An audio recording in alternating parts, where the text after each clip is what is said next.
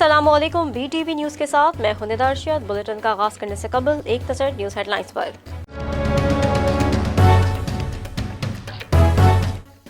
DGISPR major general Babar Iftikhar का कहना है कि भारत के पास दहशतगर्द हैं जिन्हें इस्तेमाल करके वो CPEC पर काम करने वाली चीनी कुव्वत और मुकामी लेबर को निशाना बनाता है। भारत की तरफ से CPEC पहले ही सिक्योरिटी खतरात का सामना कर रहा है। उन्होंने भारतीय दहशतगर्दी के खिलाफ डोजियर के अहम नुकात उजागर कर दिए। LOC, सूरत हाल, CPEC और 5th जनरेशन वॉरफेयर समेत दीगर सवालात पर मेजर जनरल बाबर इफ्तिखार की तफसीली गुफ्तगू। सदर आरिफ अलवी की ज़ेर सदारत इजलास में कोरोना से बचाव के लिए कल मुल्क भर में यौम दुआ मनाने का फैसला किया गया है। सदर मुमलिकत कहते हैं कोरोना से बचाव के लिए अल्लाह से रुजू ज़रूरी है। उलमा ने आवाम से कोरोना को संजीदा लेने की अपील कर दी। कहते हैं अपोजिशन जमातें हर मामले में कीड़ा निकालना छोड़ दें। वज़ीर आज़म इमरान खान का कहना है कि पाकिस्तान इस वक्त कोरोना जैसी सूरत हाल का मुकाबला कर रहा है, लेकिन PDM की क़यादत आवाम की ज़िंदगी और तहफ़्फ़ुज़ का ख्याल किए बगैर जल्द से करना चाहती है। अपोजिशन NRO हासिल करने के लिए किसी भी हद तक जा सकती है। अपोजिशन समझती है कि ये NRO के लिए दबाव डालने का आखिरी ज़रिया है जो कभी नहीं होगा। नून लीग के सदर शहबाज शरीफ और हमजा शहबाज की पैरोल पर रिहाई खत्म, दोनों की जेल वापसी हो गई। बेगम शमीम अख्तर के इंतकाल के बाद दोनों रहनुमाओं को पैरोल पर रिहाई दी गई थी। दोनों को मॉडल टाउन से अलग अलग गाड़ियों में जेल भेजा गया। हुकूमत पंजाब ने गुज़िश्ता रोज इनकी रिहाई में 24 घंटे की तौसीअ की थी। मुल्क भर में कोरोना ने मजीद 39 अफराद की जान ले ली। अमवात की मजमूई तादाद 8,205 हो गई, जबकि कोरोना से मुतासर अफराद की तादाद 4 लाख से जायद हो गई। National command and operation centre की जानिब से जारी करदा दादोशुमार के मुताबिक मुल्क भर में कोरोना के फाल मरीजों की तादाद बढ़कर 51,654 हो गई। 24 घंटों के दौरान मजीद 1,586 अफराद ने कोरोना को शिकस्त दी थी। कोरोना वायरस की दूसरी लहर में तेजी के बाद सेनेट सेक्रेटरीट की बंदिश में तोसी का फैसला। कोरोना की बढ़ती वबा के पेश नज़र सेनेट सेक्रेटरीट को मजीद एक हफ्ते के लिए बंद रखने का नोटिफिकेशन जारी कर दिया गया। वज़ीर इत्तलात शिबली फराज ने कहा कि दूसरी लहर से नबरदाश्त होने के लिए मजीद मौसर इकदाम उठाए जा रहे हैं। वज़ीर ख़ारजा शाह महमूद कुरैशी की कोयती सफ़ीर से मुलाकात के दौरान दो तरफ़ा ताल्लुकात पाकिस्तान और कुवैत के माबैन मुख्तलिफ शोबेजात में दो तरफ़ा ताउन के फ़रोग़ के हवाले से तबादला ख़याल किया गया। शाह महमूद कुरैशी ने कहा कि कुवैत के साथ अपने शानदार सियासी रवाबित को एक मजबूत मुआशी शराकतदारी में तब्दील करने का मुतमन्नी है। प्रिंस ऑफ वेल्स का वज़ीर आज़म इमरान खान से टेलीफोनिक राब्ता। गुफ्तगू के दौरान प्रिंस ऑफ वेल्स ने दोनों ममालिक के माबैन करीबी ताल्लुकात की तजदीद की। प्रिंस ऑफ वेल्स ने कहा कि पाकिस्तान और बरतानिया के ताल्लुकात बैनुल-अक़वामी दोस्ती का मुज़हर हैं। लाहौर दुनिया के आलूदा तरीन शहरों में आज भी सरफ़हरिस्त रहा। एयर क्वालिटी इंडेक्स के मुताबिक दुनिया के आलूदा तरीन शहरों में लाहौर पहले, दिल्ली दूसरे और कोलकाता तीसरे नंबर पर मौजूद रहा। कराची आज आलूदा तरीन शहरों की फहरिस्त से बाहर रहा। PAF फिनिशिंग स्कूल के 48वें कोर्स की ग्रेजुएशन तकरीब officers mess PAF complex Islamabad में हुई। बेगम तज़ीन मुजाहिद ने पाकिस्तान के इस मुनफरिद इदारे से पर्सनैलिटी डेवलपमेंट प्रोग्राम की कामयाब तकमील पर तालिबात को मुबारकबाद पेश की। मुत्तहदा अरब अमारात में मुकीम पाकिस्तानी फनकारों की जानिब से तलाश के उन्वान से फनपारों की ऑनलाइन नुमाइश का इनेकाद किया गया। नुमाइश में पाकिस्तान से ताल्लुक़ रखने वाले मशहूर व मारूफ मुसव्विरों की बनाई गई पेंटिंग्स को नोमैड गैलरी के प्लेटफॉर्म से ऑनलाइन पेश किया गया। पाकिस्तान में कोरोना केसेस में तेजी से इजाफा। अब पाकिस्तान शोबिस इंडस्ट्री के सीनियर अदाकार बहरोज सब्जवारी भी कोरोना वायरस के बाइस अस्पताल मुंतकिल हो गए। बहरोज सब्जवारी का गुज़िश्ता दिनों कोरोना वायरस का टेस्ट मुस्बत आया था और अभी वो अस्पताल में ज़ेरे इलाज हैं। बहरोज सब्जवारी के बेटे शहरोज सब्जवारी का कहना है कि इनके वालिद की हालत अब बेहतर है और वो इस वक्त अस्पताल में है, क्योंकि अगर इन्हें किसी भी तिबी सहूलियात की ज़रूरत पड़ी तो इनका यहाँ रहना बेहतर है। कौमी क्रिकेट टीम के कप्तान बाबर आजम ने न्यूजीलैंड के हालात को इंग्लैंड से बिल्कुल मुख्तलिफ करार दे दिया। कौमी क्रिकेट टीम के कप्तान बाबर आजम ने कहा कि हम ग्राउंड में प्रैक्टिस को बहुत मिस कर रहे हैं। जब भी ग्राउंड में प्रैक्टिस शुरू होगी तो ये सब कुछ पीछे रह जाएगा। हमारे लिए पाकिस्तान की नुमाइंदगी से बढ़कर कुछ भी नहीं। बाबर आजम ने कहा कि क्रिकेट ग्राउंड में हम मुश्किल और चैलेंजिंग सूरत हाल से निकलना ही तो सीखते हैं।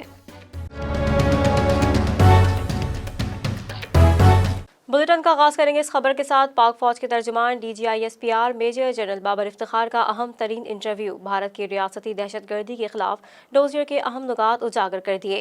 बाबर इफ्तिखार ने कहा, भारत की तरफ से CPEC को सिक्योरिटी खतरात का सामना है। پاک فوج نے بھارتی دہشت گردی کو بے نقاب کر دیا۔ DGISPR major general Babar Iftikhar نے غیر ملکی میگزین کو انٹرویو دیتے ہوئے کہا، بھارت کی ریاستی دہشت گردی کے خلاف ڈوزیر کے اہم نکات اجاگر کر دیے۔ میجر جنرل بابر افتخار نے کہا کہ ڈوزیر اقوام متحدہ سیکرٹری جنرل کو پیش کیا گیا، رکیں گے نہیں، عالمی سطح پر سنگین معاملہ آگے لے کر جائیں گے۔ میجر جنرل بابر افتخار نے کہا، بھارت کی طرف سے سی پیک کو سیکیورٹی خطرات کا سامنا ہے۔ سی پیک بہت سی دہشت گردی کی سرگرمیوں کا نشانہ بنا ہے۔ میجر جنرل بابر افتخار کا کہنا ہے کہ بھارت 5 اگست کے اقدام کے بعد عالمی سطح پر کمزور پوزیشن پر ہے۔ ڈوزیر سے پاکستان کا موقف عالمی برادری پر ثابت ہوا۔ پاکستان دہشت گردی میں بھارت کے ملوث ہونے کے ثبوت سامنے لایا۔ دہشت گردی کے ثبوتوں کو عالمی برادری نے سنجیدہ لیا۔ کورونا کی وجہ سے ملک بھر میں سیاسی اور مذہبی اجتماعات پر پابندی لگانے کے لیے دائر درخواست پر فیصلہ محفوظ کر لیا گیا ہے۔ مزید تفصیلات اس رپورٹ میں۔ اسلام آباد ہائی کورٹ کے چیف جسٹس اطہر من اللہ نے درخواست پر سماعت کی۔ سماعت کے دوران درخواست گزار کا موقف تھا کہ ملک میں بڑے اجتماعات سے کورونا پھیلنے کا خدشہ ہے، اس لیے NCOC کو حکم دیا جائے کہ وہ آؤٹ ڈور جلسوں سے متعلق گائیڈ لائن پر پابندی کرائے، سیاسی و مذہبی اجتماعات کو روکنے کا حکم دیا جائے اور پیمرا کو حکم دیا جائے کہ کورونا گائیڈ لائن کی خلاف ورزی والی خبر چینلز کو چلانے سے روکے۔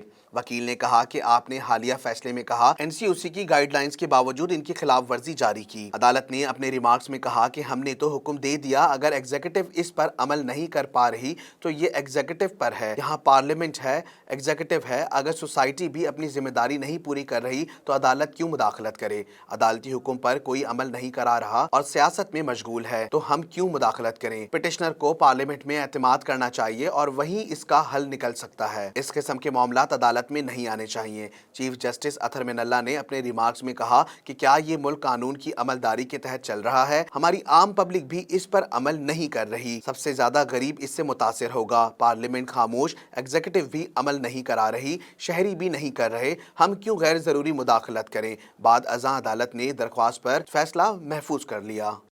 PDM کے آئے دن ہونے والے جلسوں سے حکومت پریشان ہے یا نہیں؟ سروے نتائج جاری کر دیے گئے ہیں۔ سروے کے نتائج سے معلوم ہوا ہے کہ 45% پاکستانیوں نے PDM کے پاور شوز کو عمران خان کی حکومت کے لیے غیر اہم قرار دے دیا ہے اور کہا ہے کہ حکومت مضبوط ہے، جلسوں سے اس سے کوئی پریشانی نہیں۔ پلس کنسلٹنٹ کی جانب سے جاری نئے سروے میں لوگوں سے پوچھا گیا کہ اپوزیشن اتحاد PDM کے جلسوں سے حکومت پریشان ہے یا نہیں۔ اس سوال کے جواب میں 45% پاکستانیوں نے کہا کہ حکومت پریشان نہیں ہے، مگر 35% مانتے ہیں کہ جلسوں سے حکومت بہت پریشان ہے۔ سروے میں لوگوں سے ایک اور سوال پوچھا گیا کہ حکومت کا بیانیہ درست ہے کہ اپوزیشن کا اتحاد کرپشن چھپانے کا بہانہ ہے۔ اس کے جواب میں 40% پاکستانیوں کو یقین ہے کہ اپوزیشن اتحاد کو کرپشن چھپانے کا بہانہ کہنے کا حکومتی بیانیہ جھوٹ ہے، جبکہ 39% سمجھتے ہیں کہ حکومت سچ کہہ رہی ہے کہ اپوزیشن اپنی کرپشن بچانے کے لیے ایک ہوئی ہے۔ خیال رہے کہ گزشتہ روز گلگت بلتستان کی نو منتخب کابینہ سے خطاب کرتے ہوئے وزیر اعظم عمران خان نے کہا تھا کہ اپوزیشن چوری بچانے کے لیے جلسے کر رہی ہے۔ سابق وزیر اعظم پاکستان میر ظفر اللہ خان جمالی 76 برس کی عمر میں رضائے الہی سے انتقال فرما گئے۔ صدر مملکت ڈاکٹر عارف علوی نے سابق وزیر اعظم ظفر اللہ جمالی کے انتقال پر اظہار افسوس کیا۔ صدر مملکت ڈاکٹر عارف علوی، وزیر اعظم عمران خان اور army chief general Qamar Javed Bajwa سمیت ملک کے تمام اہم شخصیات نے سابق وزیر اعظم میر ظفر اللہ خان جمالی کے انتقال پر اہل خانہ سے تعزیت پیش کی ہے۔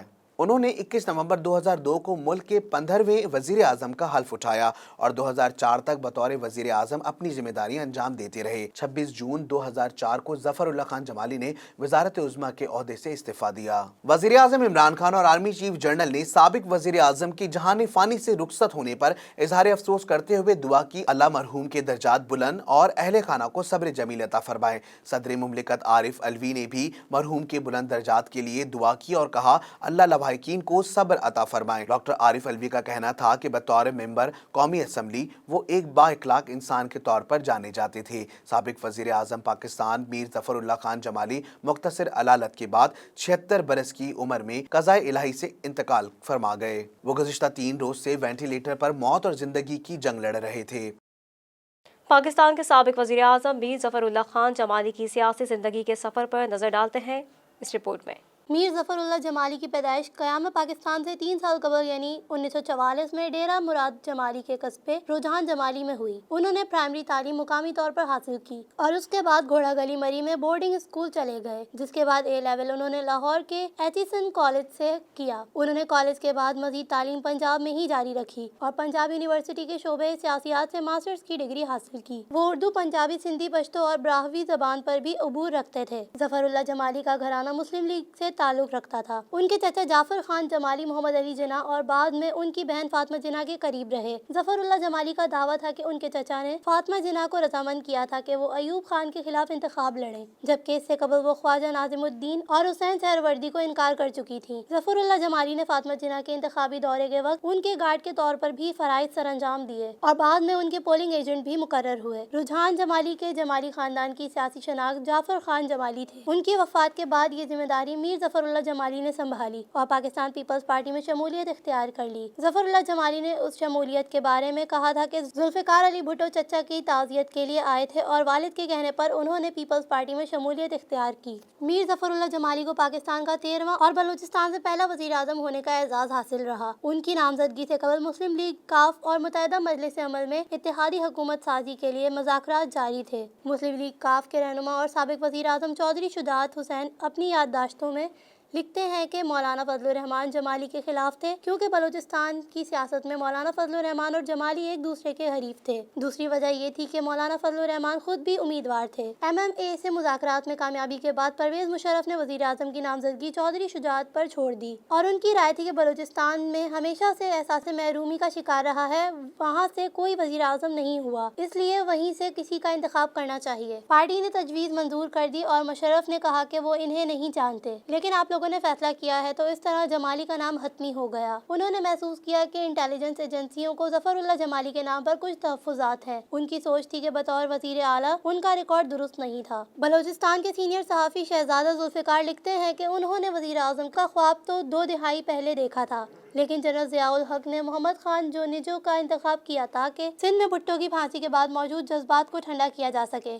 1 اکتوبر 2003 میں میر ظفر اللہ جمالی بطور وزیر اعظم امریکہ کے دورے پر گئے، جہاں انہوں نے امریکی صدر جارج بش اور سیکرٹری دفاع ڈونلڈ رمزفیلڈ سے ملاقاتیں کی۔ بعد میں ان کا یہ دورہ ان کی وزارت عظمیٰ کے خاتمے کی ایک بڑی وجہ بنا، کیونکہ اس دورے سے اس وقت کے فوجی صدر پرویز مشرف شدید ناراض ہوئے۔ اس امریکی دورے میں موجودہ وفاقی وزیر شیخ رشید احمد بطور وفاقی وزیر اطلاعات ان کے ہمراہ تھے۔ وہ اپنی یادداشتوں میں لکھتے ہیں کہ وزیر خارجہ خورشید قصوری بھی ساتھ تھے۔ رمزفیلڈ کے ساتھ ملاقات میں جمالی نے کہا کہ میں نے اکیلے میں بات کرنی ہے۔ اس طرح تقریباً 30 سے 40 منٹ رمزفیلڈ اور جمالی کی 1 to 1 ملاقات ہوئی۔ شیخ رشید کے مطابق 2-3 منٹ ہی گزرے تھے کہ جنرل پرویز مشرف کا فون آ گیا اور پرویز مشرف نے کہا کہ شیخو کدھر ہو؟ تو میں نے کہا کہ جمالی صاحب کے ساتھ ہوں۔ انہوں نے کہا کہ جمالی صاحب کدھر ہیں؟ تو میں نے کہا کہ رمزفیلڈ کے ساتھ۔ پھر پرویز مشرف نے پوچھا کہ رمزفیلڈ کے ساتھ اور کون ہے؟ تو میں نے کہا کہ اور کوئی نہیں ہے۔ تو انہوں نے کہا کہ خورشید قصوری اور سفیر کہاں ہیں؟ تو میں نے بتایا کہ وہ دونوں میرے ساتھ کھڑے ہیں۔ تو انہوں نے کہا کہ آل رائٹ، اوکے۔ ایک دم میں کھنکھا اور سمجھ گیا۔ شیخ رشید کا خیال ہے کہ چودھری برادران نے جمالی کو اس لیے چنا تھا کہ ان کے خیال میں ایک چھوٹے صوبے کا وزیر اعظم پر نہیں نکال سکے گا اور جس طرح چودھری کہیں گے ویسے ہی ہوگا، لیکن ایسا نہ ہوا۔ جمالی وزیر اعظم نظر آنا شروع ہو چکے تھے اور امریکی دورے کے بعد تو ان کا خیال تھا کہ وہ بہترین پوزیشن میں ہے۔ وہ مسلم لیگ کاف کا کوئی عہدہ لینا چاہتے تھے اور چودھری کسی صورت میں دینے کے لیے تیار نہیں تھے۔ صدر مشرف کی خواہش تھی کہ جمالی خود شوکت عزیز کا نام تجویز کریں۔ جمالی نے کہا کہ میں آپ کا نام تجویز کر سکتا ہوں، شوکت عزیز کا نہیں۔ PTV کے سابق MD اختر وقار عظیم اپنی یادداشتوں میں لکھتے ہیں کہ سادگی کے معاملے میں وزیر اعظم میر ظفر اللہ جمالی کم نہ تھے۔ عام دنوں کی طرح وزارت عظمیٰ کے زمانے میں بھی ان کے مزاج و رہن سہن میں سادگی برقرار رہی۔ وہ جتنے عرصے وزیر اعظم رہے، ان کی بیوی بچوں نے وزیر اعظم ہاؤس کا رخ نہیں کیا۔ بدستور کراچی کے گلشن اقبال میں اپنے گھر میں مقیم رہے۔ ان کے گھر کے پاس سیکیورٹی کا کوئی بھرپور انتظام نہیں تھا۔ ایک بار وزیر اعظم کراچی ہی میں تھے کہ کسی ہنگامی نوعیت کے معاملے پر قوم سے خطاب کرنے کی ضرورت پڑ گئی۔ وزیر اعظم کے گھر پر ہی ریکارڈنگ کا وقت طے ہو گیا۔ وزیر اعظم نے خاموشی سے اس پر ریکارڈنگ کروائی اور TV عملے کا شکریہ ادا کیا۔ ایک آدھے مرتبہ تو وہ کراچی میں گاڑی چلاتے ہوئے بھی دیکھے گئے۔ ایسے سادہ مزاج اور صاف گو آدمی کا زیادہ عرصہ تک حکمران رہنا ممکن نہ رہا۔ جلد ہی مقتدر حلقے ان سے ناراض ہو گئے۔ بلوچستان سے سیاست کے میناروں نواب خیر بخش مری، سردار عطا اللہ منگل اور میر غوث بخش بزنجو کی ان کی ذاتی اور سیاسی قربت نہیں رہی۔ ان سیاستدانوں کا شمار ترقی پسند قوم پرست سیاستدانوں میں کیا جاتا ہے، میر ظفر اللہ جمالی اور نواب اکبر بگٹی کے خاندانوں میں، لیکن 1992 میں ان کے دوسرے بیٹے سلاد بگٹی کوئٹہ میں ایک حملے میں ہلاک ہو گئے۔ چودھری شجاعت حسین لکھتے ہیں کہ اکبر بگٹی ظفر اللہ جمالی کو بھی اپنے بیٹے کے قتل کا ذمہ دار سمجھتے تھے۔ واقعے کے کچھ عرصے کے بعد جمالی انہیں ڈیرہ بگٹی لے گئے تاکہ وہ انہیں بتائیں ان کا اس قتل میں کوئی ہاتھ نہیں، لہٰذا انہیں معاف کر دیں۔ بگٹی مجھے دوسرے کمرے میں لے گئے اور کہا کہ جمالی کے ساتھ کیا سلوک کیا جائے۔ میں نے کہا کہ ان کا کوئی قصور نہیں، ان کو معاف کر دیں۔ کہنے لگے ٹھیک ہے، میں ان کو معاف کر دیتا ہوں، لیکن میری ایک شرط ہے، جمالی سچے ہیں تو دہکتے انگاروں پر ننگے پاؤں چل کر دکھائیں۔ جب یہ بات ظفر اللہ جمالی کے علم میں آئی تو انہوں نے دہکتے انگاروں پر چلنے سے معذرت کر لی۔ میر ظفر اللہ جمالی نے 21 نومبر 2002 کو ملک کے 15ویں وزیر اعظم کا حلف اٹھایا اور 2004 تک بطور وزیر اعظم اپنی ذمہ داریاں انجام دیتے رہے۔ 26 جون 2004 کو ظفر اللہ خان جمالی نے وزارت عظمیٰ کے عہدے سے استعفیٰ دے دیا۔ پاکستان کے سابق وزیر اعظم میر ظفر اللہ خان جمالی 76 برس کی عمر میں راولپنڈی کے ایک ہسپتال میں وفات پا گئے۔ پی اے ایف فنشنگ اسکول میں گریجویشن تقریب کا انعقاد کیا گیا۔ بیگم تزین مجاہد نے بطور مہمان خصوصی تقریب میں شرکت کی۔ P A F finishing school کے 48ویں کورس کی گریجویشن تقریب officers mess P A F complex Islamabad میں منعقد ہوئی۔ اس تقریب کی مہمان خصوصی بیگم تزین مجاہد تھیں، جو کہ پاکستان ایئر فورس ویمن ایسوسی ایشن کی صدر اور پی اے ایف فنشنگ اسکول کی سرپرست اعلیٰ بھی ہیں۔ مہمان خصوصی نے گریجویٹ ہونے والی طالبات میں سرٹیفکیٹ تقسیم کیے۔ بیگم تزین مجاہد نے پاکستان کے اس منفرد ادارے سے پرسنالٹی ڈیولپمنٹ پروگرام کے کامیاب تکمیل پر طالبات کو مبارکباد پیش کی۔ انہوں نے ادارے میں تربیت کے اعلیٰ معیار کی تعریف کی اور معاشرے میں خواتین کی صلاحیتوں کو نکھارنے کے لیے فیکلٹی ارکان کی کاوشوں کو بھی سراہا۔ قمر عزیز اسکول کی ڈائریکٹر مس زیبا شوکت نے کورس کی تفصیلات سے آگاہ کرتے ہوئے اس کی نمایاں خصوصیات کو اجاگر کیا، جن کا مقصد خواتین کو معاشرے کا مفید ممبر بنانا ہے۔ 1996 میں قائم کردہ P A F finishing school Asia میں اپنی طرز کا واحد ادارہ ہے جہاں خواتین کو مختلف کورسز بشمول communication skills, languages management, art of presentation, domestic sciences, عمومی ثقافت، آداب میزبانی، بچوں کی دیکھ بھال، نفسیات اور روحانی افزودگی کے شعبہ جات میں عملی تربیت دی جاتی ہے۔ خواتین کی صلاحیتوں میں نکھار لانے اور ملک میں تعلیم کے فروغ کے لیے قائم کیا جانے والا یہ ادارہ پاک فضائیہ کی ملکی تعمیر و ترقی میں کی جانے والی خدمات کے سلسلے کی ایک اہم کڑی ہے۔ نیو کراچی میں دعا چوک کے قریب 2 منزلہ گھر میں سلنڈر دھماکے میں ایک شخص جاں بحق اور 3 زخمی ہو گئے۔ مزید تفصیلات اس رپورٹ میں۔ کراچی کے علاقے نیو کراچی میں دعا چوک کے قریب سلنڈر کے زوردار دھماکے کے بعد عمارت کا حصہ گر گیا۔ ریسکیو ذرائع کا کہنا ہے کہ ملبے تلے دب کر ایک شخص جاں بحق اور 3 زخمی ہو گئے۔ سلنڈر پھٹنے کی وجہ سے عمارت کا ایک حصہ منہدم ہوا۔ واقعے کی اطلاع ملتے ہی ریسکیو ٹیمیں امدادی سرگرمیوں کے لیے پہنچ گئیں۔ سلنڈر دھماکے کے باعث گھر کی عمارت کے ایک حصے کو نقصان پہنچا۔ سلنڈر دھماکے کے بعد عمارت میں آگ لگ گئی، جس پر قابو پانے کے لیے فائر بریگیڈ کو طلب کر لیا گیا۔ زخمی افراد کو طبی امداد کے لیے قریبی اسپتال منتقل کر دیا گیا ہے، تاہم امدادی سرگرمیاں ابھی جاری ہیں۔ زخمیوں میں ایک خاتون، ایک مرد اور 2 بچے بھی شامل ہیں۔ متاثرہ افراد کے چہرے اور جسم کے دیگر حصوں پر زخم آئے ہیں اور تمام افراد جلس کر زخمی ہوئے۔ اس حوالے سے ایس ایس پی سینٹرل عارف اسلم راؤ کا کہنا ہے کہ حادثہ 2 منزلہ عمارت میں پیش آیا ہے۔ 4 بچوں سمیت 6 افراد کو ریسکیو کیا گیا۔ سلنڈر پھٹنے کے فوراً بعد گھر میں آگ لگ گئی۔ ریسکیو حکام نے ابتدائی بیان میں کہا ہے کہ دھماکہ گیس سلنڈر پھٹنے سے ہوا، تاہم مزید تفصیلی امدادی کارروائیاں مکمل ہونے کے بعد معلوم ہو سکیں گی۔ عمارت میں لگی آگ پر قابو پا لیا گیا ہے اور ملبہ ہٹانے کا کام جاری ہے۔ وزیر اعظم کے معاون خصوصی برائے موسمیاتی تبدیلی ملک امین اسلم نے کہا ہے کہ حکومت نے نیشنل پارک سروس شروع کی ہے۔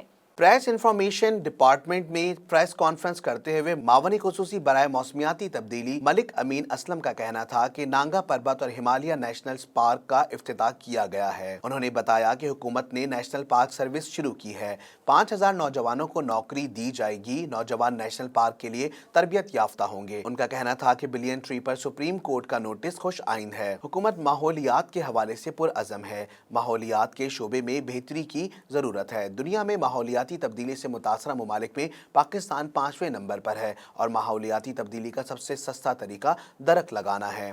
उनका मजीद कहना था कि सुप्रीम कोर्ट में बिलियन ट्री मंसूबे की मुकम्मल तफसीलात मुहैया की जाएगी, क्योंकि साबका हुकूमत ने 10 साल में लाहौर का 70% ग्रीन कवर ख़त्म कर दिया है। उनका कहना था कि मुल्क में 43 करोड़ दरख्त लगा चुके हैं। 2021 तक 1 अरब दरख्त लगाने का हदफ मुकम्मल कर लेंगे। Drug regulatory authority of Pakistan ने अमरीकी हुकूमत के इश्तराक से अद्वियात के महफूज होने और तासीर की जल्द और मौसर जांच पड़ताल के ऑनलाइन प्लेटफॉर्म का इजरा कर दिया।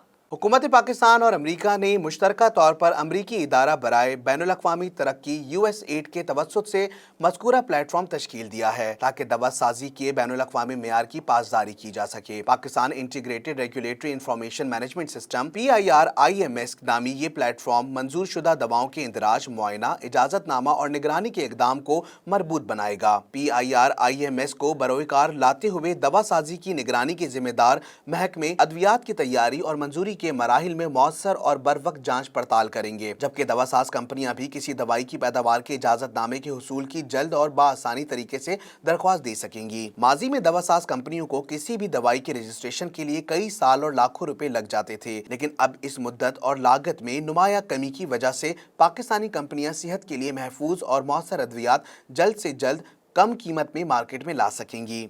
ये इश्तराक पाकिस्तान को बैनुल अक़वामी फार्मास्यूटिकल मार्केट में रसाई में मुमकिन इजाफे की सहूलत और सेहत के आलमी इदारा WHO की जानिब से किसी भी मुल्क की दवा साजी मेयार की इस्तेदाद की जांच पड़ताल के ग्लोबल बेंचमार्किंग टूल में दर्जा सूम की सतह पर शमूलियत की जानिब पेशरफ्त करेगा। इसके अलावा ड्रैप को अद्वियात के मेयार की निगरानी की बैनुल अक़वामी तंजीम फार्मास्यूटिकल इंस्पेक्शन को ऑपरेशन स्कीम की रुकनियत की दरख्वास्त देने की भी इजाज़त मिल जाएगी। USAID के डिप्टी मिशन डायरेक्टर माइकल नेहर बॉस ने इस मौके पर इजहार ख्याल करते हुए कहा कि हमें बैनुल अक़वामी मेयार की पासदारी यकीनी बनाने और मुल्क भर में सेहत की खिदमात के सरिश्ता की मजबूती के लिए हुकूमत पाकिस्तान के साथ ताउन पर खुशी है। खित्ते में बेहतरीन लेबॉर्ट्रीज का सरिश्ता पहले ही हमारी बाहमी कोशिशों के नतीजे में पाकिस्तान के पास मौजूद है और अब इस नई इस्तेदाद कार का हुसूल मजीद तरक्की और दवासाजी की सनत में बैनुल अक़वामी सरमायाकारी की राहें खोलेगा।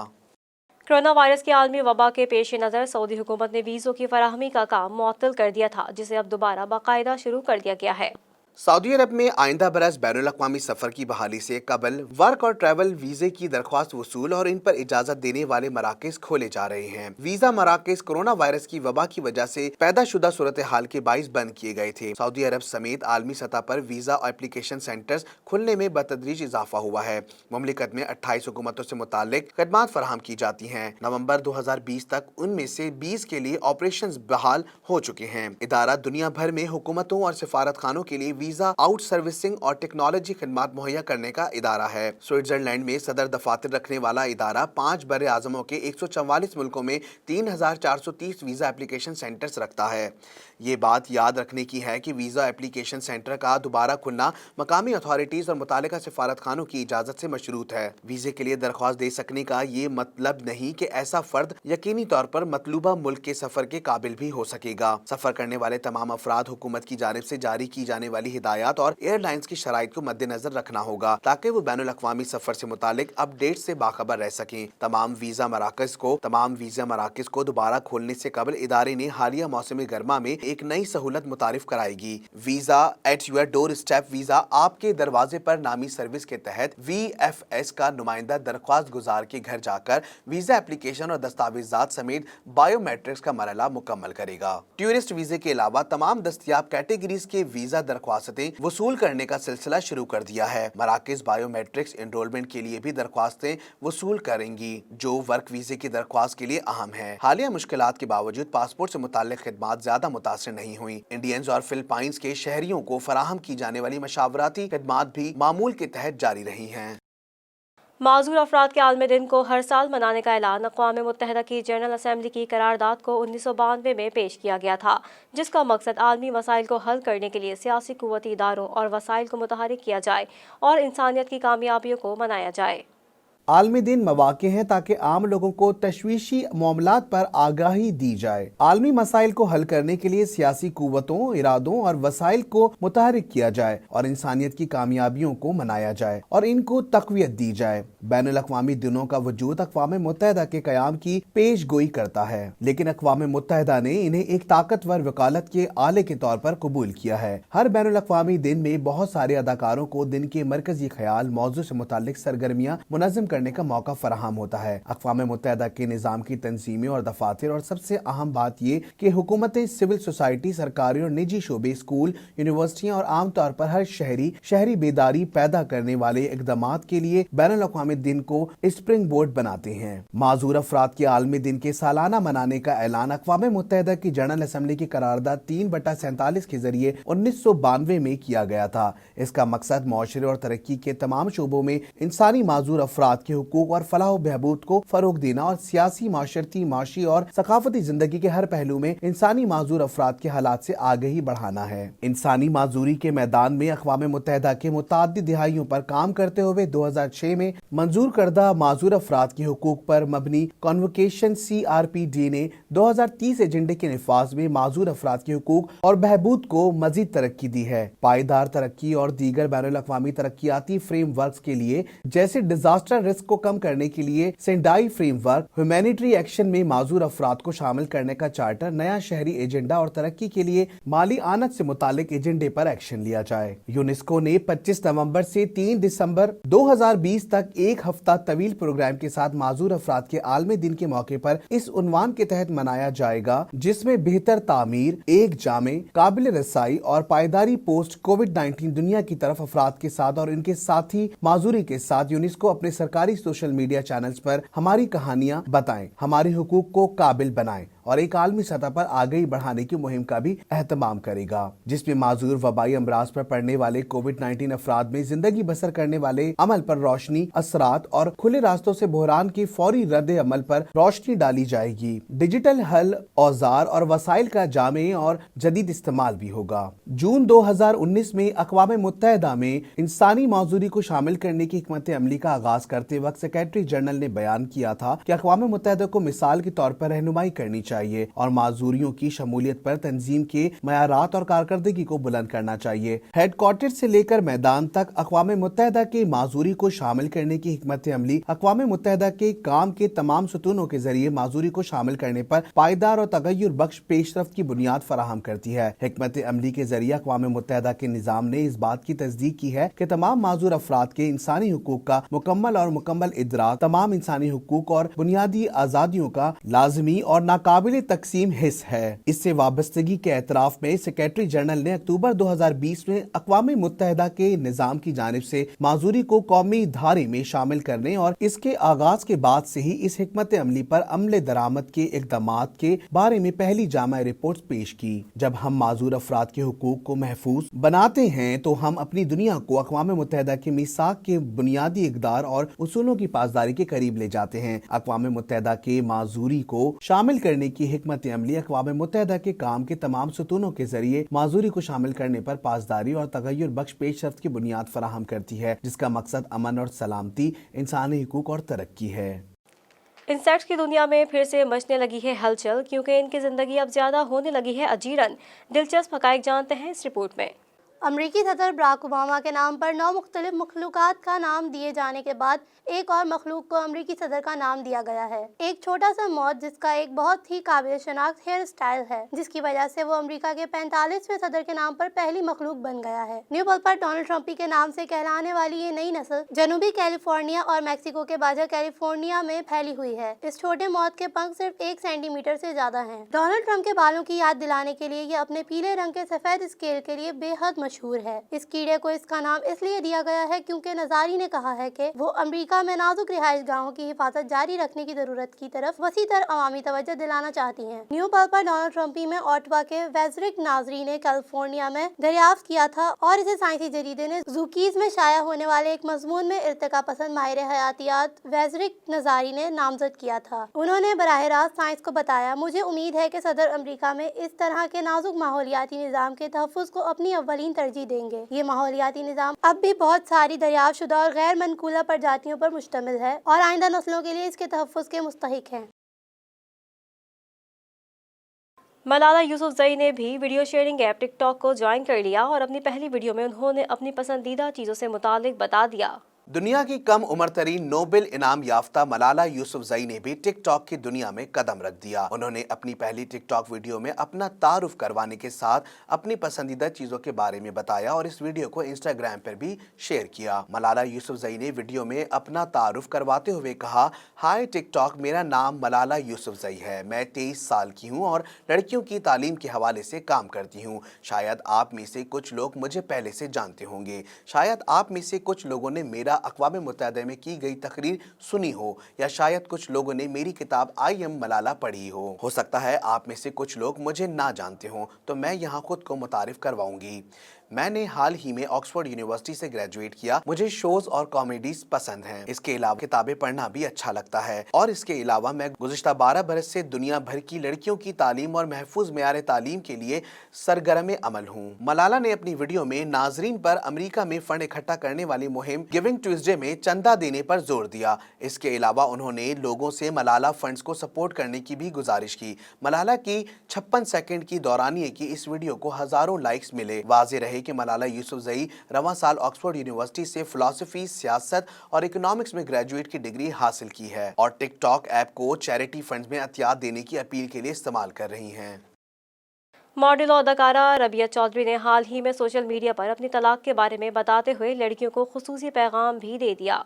پاکستانی مختصر فلم اداکارہ رابعہ چودھری نے اپنے انسٹاگرام اکاؤنٹ پر ایک پوسٹ شیئر کی جس میں انہوں نے گلوکار و موسیقار میکال حسن سے طلاق کے بارے میں بتایا۔ رابعہ چودھری نے بتایا کہ میں نے کچھ سالوں پہلے شادی کی تھی اور اب میں نے طلاق لے لی ہے۔ میں نے کبھی اپنی نجی زندگی لوگوں کے سامنے نہیں رکھی کہ وہ اس کے بارے میں باتیں کریں گے، اب تو آپ سب لوگوں کو معلوم ہی ہو گیا ہے۔ انہوں نے کہا کہ ہمیشہ طلاق کا مطلب کسی قسم کا غم یا موت نہیں ہوتا کہ ہائے یہ کیا ہو گیا، ہائے بچی کی زندگی تباہ ہو گئی، اس کا یہ بھی مطلب ہو سکتا ہے کہ بچی کی زندگی تباہ ہونے سے بچ گئی۔ رابعہ چودھری نے بتایا کہ یہ صرف میرے بارے میں نہیں بلکہ ان تمام خواتین کے بارے میں ہے جنہیں یہ محسوس کروایا جاتا ہے کہ شادی کامیاب نہ ہونے کی وجہ سے شرم آنی چاہیے۔ انہوں نے کہا کہ خواتین کو بار بار ان کے اپنے شوہر یا سسرال والے یہی کہتے ہیں کہ تمہارے اندر ہی کوئی مسئلہ ہوگا، اچھی بیوی بننے کے لیے انہیں خود کو ہی تبدیل کرنا ہوگا۔ آخر میں اداکار و ماڈل رابعہ چودھری نے کہا کہ الحمدللہ میں خوش ہوں، اور ساتھ ہی انہوں نے لکھا کہ کچھ تو لوگ کہیں گے، لوگوں کا کام ہے کہنا، چھوڑو بیکار کی باتوں میں کہیں بیت نہ جائیں رینا۔ خیال رہے کہ ماڈل و اداکار رابعہ چودھری نے 4 سال قبل 2016 میں گلوکار میکال حسن سے شادی کی تھی۔